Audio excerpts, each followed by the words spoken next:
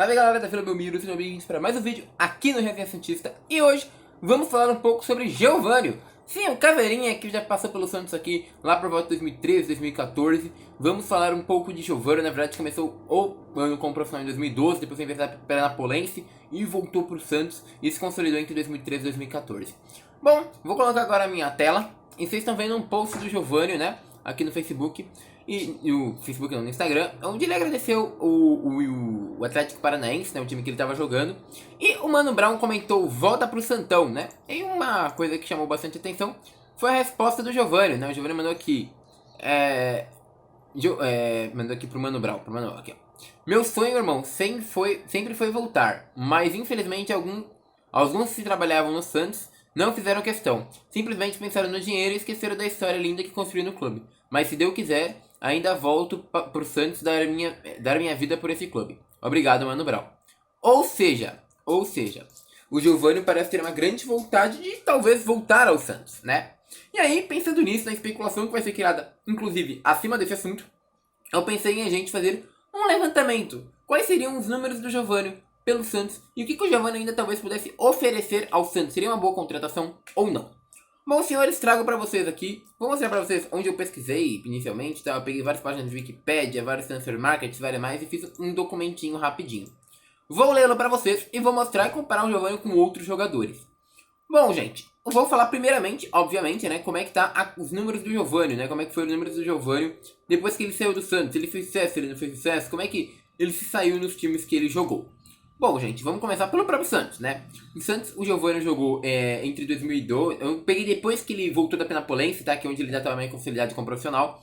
E ele jogou de 2013 a 2015, completando 110 jogos, fazendo 24 gols e 22 assistências, dando uma porcentagem por gol, né? Uma participação de gol, ou seja, assistência ou gol, de 41%. Então, 41% dos gols que saíram dos jogos em que ele jogou, ele fazia alguma participação de gol. Então, ou ele dava uma assistência ou fazia um gol.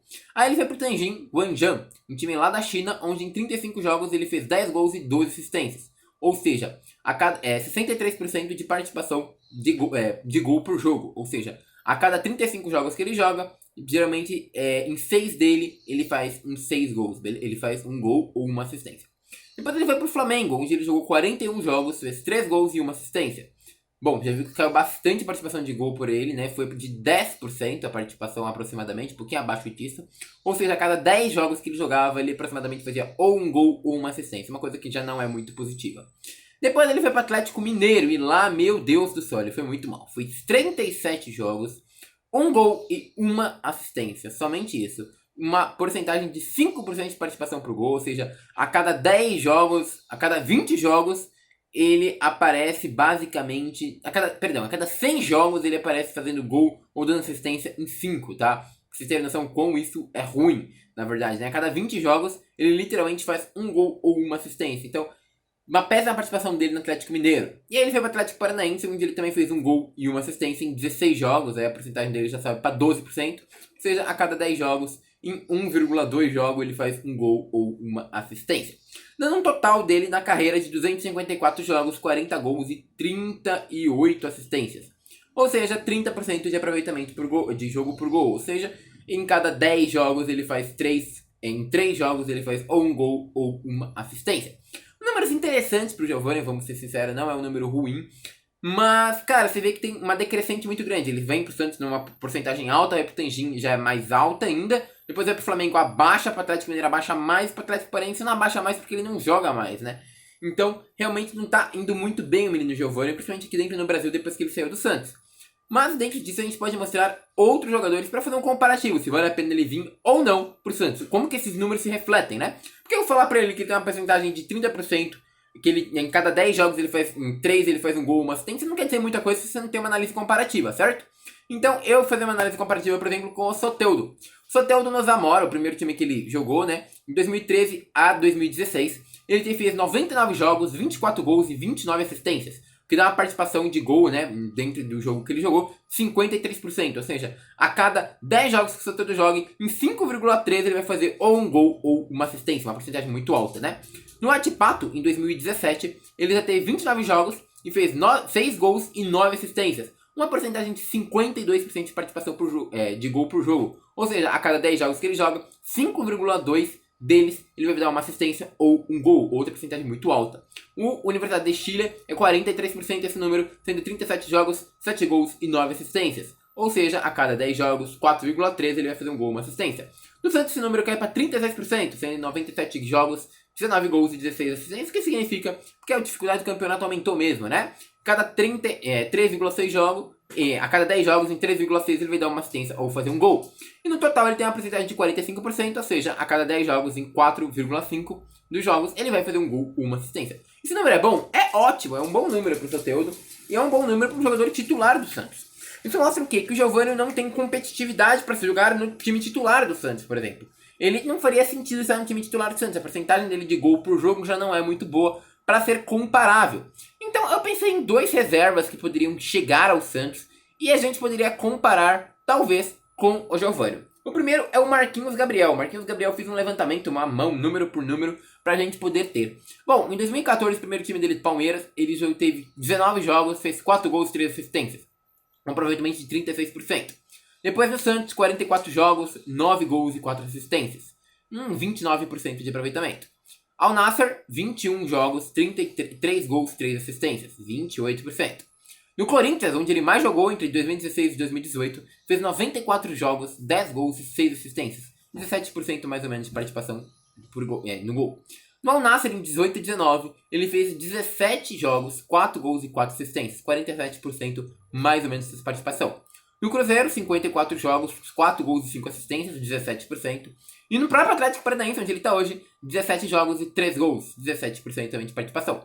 Ou seja, no total, o Marquinhos Gabriel, que foi um jogador que jogou no Santos pau a pau ali com o Giovani, na mesma época, passou por vários times, foi para a Arábia, voltou. Foi pra Ásia e voltou, né? Igual o Giovani. Ele teve participação em times brasileiros, 3 times brasileiros depois que voltou da Ásia. É muito parecido com a carreira do Giovani. Ele teve 264 jogos, 31 gols e 25 assistências. Uma porcentagem de 22%. Ou seja, porcentagem ainda menor que a do Giovani, né? Outro reserva que muita gente poderia falar, pô, interessante, quando saiu a negociação com o Soteldo, falando Soteldo, Vitinho e Michael, eu vi que muita gente falou compatível, né? É o Michael. Michael que jogou no Flamengo hoje e saiu lá do Goiás. E cara, vou mostrar que a participação de jogo por gol do Michael não é tão grande também, se liga. No Monte Cristo, primeiro time dele, né, aí é até injusto comparar, ele fez 6 jogos e 0 gols, né, 0 participações. No Goiânia, o segundo time, ele fez 7 jogos e 1 gol, 14% de participação. No Goianésia, já ele fez 13 jogos e 5 gols, isso já é bem mais legal, ele fez 38% de participação. No Goiás, 129 jogos, 24 gols e 14 assistências, dá uma 30% de participação. Cada 10 jogos, o Michel era importante em 3, fazendo uma participação de gol, com gol ou assistência, tá? No Flamengo, esse número já cai para 20%, porque em 39 jogos ele fez 4 gols e 4 assistências. Sendo a maioria, tudo no regional, no Campeonato Brasileiro e tal, ele não fez nada. Isso dá um total para ele de 27%, ou seja, ele teve uma participação de gol por jogo menor que a do Giovani também. Então isso a gente vê o quê? Que o Giovani ele é um jogador para reserva interessante. Um jogador que é mais interessante talvez até que o Michael, talvez mais interessante que o Marquinhos Gabriel e talvez mais interessante que outros jogadores do tipo, porque ele tem uma participação de gol por jogo até maior do que a desses caras. Entretanto, o Giovani vem numa decrescente. Mas o Giovani jogou bem em um lugar, no Santos. E é engraçado que o Santos tem uma mística, tem jogadores que jogam bem no Santos, especificamente do Santos. Saem do Santos, começam a jogar mal. E o Giovani pode ser sim um desses casos. Eu acredito que o Giovani, dentro da filosofia do Santos, muito ofensiva, muito rápida, muito veloz, o Giovani entre bem dentro disso. É muito importante falar que, muito além de participação de gol por jogo, o jogador pode ser importante por si pela sua posição tática. Um exemplo próprio é o Michel. O Michel era fundamental no Goiás e olha, ele não tem uma participação tão alta. Ele tem 30%. Vamos dar um outro exemplo muito bom. O Soteldo. O Soteldo no Santos tem uma participação de gol por jogo de 36%. O Giovani tinha de 41%. Mas quem é mais importante dentro do Santos? O Giovani ou o Soteldo? Eu digo facilmente que é o Soteldo. Então, você vê que isso não é um número determinante, sim a forma como o cara joga. O Giovani no Santos sempre foi um cara muito rápido, de lado, que puxava muito bem contra-ataque e se desvencilhava até com facilidade na marcação. Por mais que ele não seja o cara mais tático do mundo, ele conseguia driblar bem, arriscar uns ataques bons, ser rápido e chutar até que bem. Eu quero lembrar pra vocês, por exemplo, daquele lance histórico que marca a minha vida, que é o gol que ele faz em cima do Rogério Ceni. Boa, no talento. A resposta é com o Giovani. E é do jeito que ele gosta, na correria. Giovani abrindo espaço, ajeitou, bateu pro gol! Gol! Eu queria muito muito ver o Giovani de novo com a camiseta do Santos. E aí vocês me perguntam, Rex, vai acontecer? E eu falo pra vocês, não. Não recentemente, pelo menos. A gente tá com um transfer ban muito grande e não tem sentido essa transferência ocorrer, tá? A gente tá nesse transfer ban simplesmente não vai receber ninguém, tem que dar chance pros meninos da base. E também tem que lembrar que se o Giovani vier, ele vai estar tomando o lugar de alguns meninos da base, do Ângelo, talvez do Ângelo, daquele outro menino que subiu agora, do Alanzinho. Então, talvez não seja realmente a melhor coisa do mundo. Mas se o Giovani viesse, eu acho que ele poderia ser muito bem aproveitado, sim. É um jogador que, para primeiro reserva nas pontas, eu acho que seria muito bom. Afinal, a gente não tem esse jogador. A gente usa às vezes Arthur Gomes, Thailson, esse tipo de cara que a gente sabe que não é produtivo. Então, eu imagino que o Giovani, de graça, vindo por menos de 200 mil de salário, porque ele está numa péssima condição hoje, acho que poderia ser, sim, uma boa para o time do Santos. Bom, gente, o vídeo de hoje é basicamente isso. Tô dando uma avaliadinha no Giovani. Espero que vocês tenham curtido. E é basicamente isso. Peço um abraço, um beijo, e fui.